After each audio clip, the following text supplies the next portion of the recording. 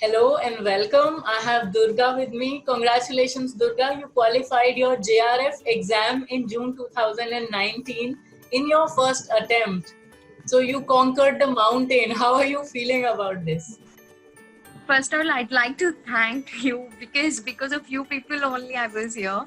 Because by the time I was searching for something really that served my purpose, I found your site and your material is doing best job. So I've taken the feedback from the people who already went through your material and all the MCQs. And they gave me, yeah, you should try it. So then I ordered, and initially I have other sources, but still I can say this: the human caritas is really the best thing among all. So, and I split the things into four ways. The core 55 is having this labor laws and organizational behavior, HRM and IR. So I split the things as the books itself were there into the four parts. So as I say, my favorite subject as OB, first I started going through the one by one thing, like according to the syllabus of OB.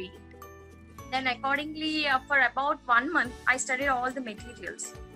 Hardly took 3 months to prepare everything that Human Caritas provided me. And then later I started working for the paper 1 also. Because I started initially with the paper 2. Gradually I moved balancing and managing both the things. So that's how I started my journey. And your journey is different from others because you qualified JRF in your first attempt. Still, you sat for the exam again in December 2019 and qualified NET the second time. So, tell the viewers more about your decision of giving the NET exam again, even after qualifying JRF. Actually, most of the people will think like NTA JRF only we are serving for PhD or for any other teaching field. But for me, not just for me, the aspirants like me, there are a lot of options. Like we can go with the PSUs, we can do some kind of PhDs. So some jobs are offering based on this NET and JRF qualifications. So that I felt PSUs are something that are unique, and being a potential person, one should go and work in the PSUs. So I started writing this again December wala, only because that PSUs are coming and offering the jobs based on this next coming either June or December exams. And not just only the previous notification, I mean the date before the notification, some PSUs are coming after 1 year saying that based on the previous year's net score also we are hiring the people. So that I don't want to miss any opportunity. That's why I gave my December. So, for you, it's about teaching as well, but also about other arenas that are open due to the NET exam. So, we would like to know more about you. Where are you from? Where were you born? And tell us more about your educational background. Okay. Actually, I'm from Guntur, Andhra Pradesh. By the time I was preparing for the UGC NET, I was in Hyderabad. So both are like same, like Andhra and Telangana. Basically, I'm a Telugu girl. And next thing, you said I've done my MBA HR. And right now I'm doing MS Psychology too from Indira Gandhi National Open University.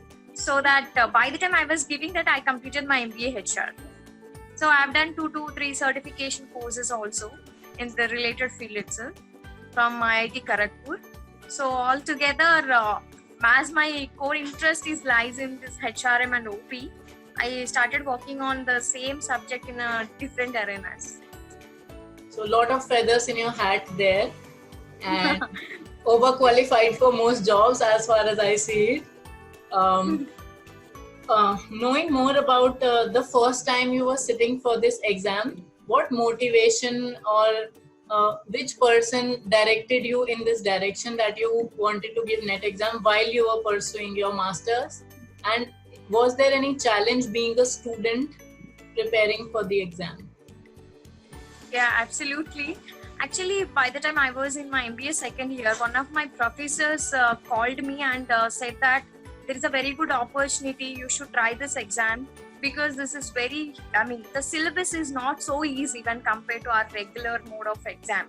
So only the potential and dedicated candidates should give this exam. So you just go and have a look on the syllabus. If you feel that you can give, you better go and do. So then I applied for that exam and I downloaded the syllabus and understand it's more or less like the same or what we studied in our regular MBA, but the extent or deep knowledge is that definitely varies. So I could say my sir, the Hema Sundar sir and Ravi Shankar sir, these are the professors who motivated me in the initial phases. Once I was into that, I could say I was a person of a self-motivation. So that self-motivated personality in me helped me to drive myself. And one of the most challenging issues I faced while I'm preparing for this is I need to go to the college again. I need to prepare. So the time management thing is something I suffered a lot in initial days. But being the manager into this MBA, one has to manage and organize it. So there I implemented my planning like at least I should study 4 hours a day once I'm done with my college. Anyhow, in the college, we need to study the same things. Again, in the exam point of view, we need to give our extra 4 hours for the intensive preparation. So there I gave my time to the preparation once I'm done with my college. So that's how I started. And coming from HR background, did you find paper 1 challenging? And also tell us more about, because when you're a student, the syllabus there is not complete. Was that a challenging factor, and paper 1 as well? Yes, definitely. Because the paper 1 is a combination of everything. And nobody will be perfect in all the subjects. At least 1 or 2 things that any person can lack in initial days. So I found much difficulty in understanding the paper 1, because sometimes it go with common sense, sometimes it go with the knowledge, sometimes it go with elimination of options. So applying the right strategy at the right question that makes makes yourself successful in the paper 1. So that should be like we have to understand the paper first, the question, the terminology. So initially it was quite difficult for me. Later, after practicing more MCQ, I understand, okay, what kind of pattern or else what kind of answer they are really looking into. Next, when it comes to paper 2, I was in my last semester, till that labor laws and some IR part yet to complete. But in the net, we have that syllabus. So we don't have any other way, and that too in the paper 2, the weightage of labor laws is very high. So I felt very difficult because I didn't win any of these parts. That even the years itself are very somewhat difficult for me to remember. So there I find a lot of difficulty in terms of labor laws, remembering years and understanding that law terminology. So I started searching the meaning of each and every word, because that English is somewhat different, and that too, this human peritus is very simplified version, so that we can understand very easily. If you just go through some bare act, it will take a lot of time. We cannot understand what exactly they are conveying. But if the human peritus is exactly giving what a student requires. So no more doubts after reading the lines of this human peritus labor laws. That's what I find a lot of easiness to understand the labor laws. And jumping deep into your preparation strategy, can you give a breakup of the time you used to give for paper 1 and paper 2 separately, and also how much importance do you give to practicing questions online? Okay. First thing is we need to have the sound knowledge. So that I gave first priority to the paper 2. So for altogether, it took 3 months for me for the entire preparation. So for the first month, I gave the priority to the paper 2 theory part. So I studied all the books provided by the Peritus. And later in the second month, I started planning for the paper 1 and paper 2. So both the things parallelly on one hand in hand. And later I started working on the MCQ. So this MCQ part is not just giving the exam and estimating what kind of score or else how much score we got. That's not my strategy. I understand where I am doing wrong or else what is the explanation for that. So the way we understand the answer for the question itself make us the a better potential candidate in UGC NET. That's what I felt. So in that way, I split the time. First month for the paper 2, and from the second month onwards for the paper 1 and 2 parallelly. All right. Those were very valuable insights.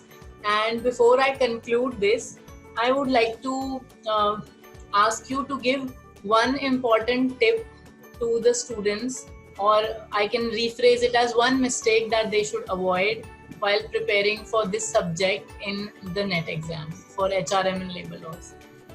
Okay. Actually, in NET strategy is like while we study the question, we probably miss no word in the question. Which of the following is not the method of HRM? We in hurry we studied method of HRM. We miss that no wala and go through all the options. We know that answer, but because of reading that in a wrong way, we committed a lot of mistakes. But in the NET, probably you'll find 4 to 5 questions on that no basis. So that I feel reading the question from end to end is a very crucial part. So that that's one tip I would like to give. So that will come while we solve many papers, so that we automatically overcome that problem. Amazing. And anything else you want to add? Any tip that comes to your mind? Please do that, because I think very valuable insights are coming out of you. So any other thing you would like to suggest to people who are appearing for the exam? Irrespective of what we study, how we study matters in the UGC NET. So we need to understand the meaning of each and every word.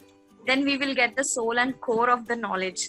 So that's what I feel that makes most of the people different from the losers and winners. So understanding the real meaning of what the concepts is all about, that makes make you different, because they might ask you the question directly or as an application oriented by giving some other values. Once you know the knowledge, you can apply it in any way. So understanding the baseline is very important. Well said, Durga. And those kind of very focused tips will be very, very helpful for students who have never given the exam. And a person like you who qualified JRF in the first attempt definitely has a lot of credibility to give such tips to people who are going to sit for the exam. Thank you so much for taking out time and speaking with us. It was a pleasure talking to you. Thank you so much, you too. Thank you.